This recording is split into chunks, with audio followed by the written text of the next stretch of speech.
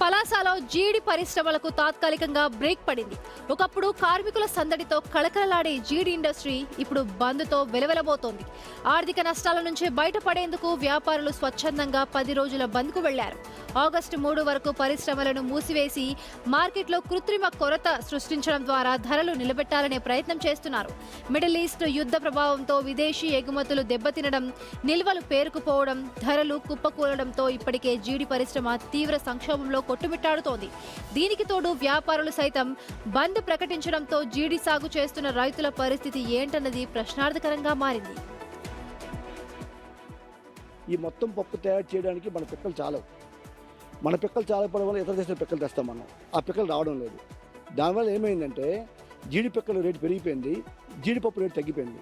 ఈ డిఫరెన్స్ రోజు రోజుకి పెరిగి సుమారు కేజీకి 100 రూపాయల స్థాయికి చేరిపోయింది. చేరిపోవడం వల్ల మేము బస్తా ఒక్కింటికి కూడా 15,000-2,000 రూపాయలు మేము నష్టం చూస్తున్నాం.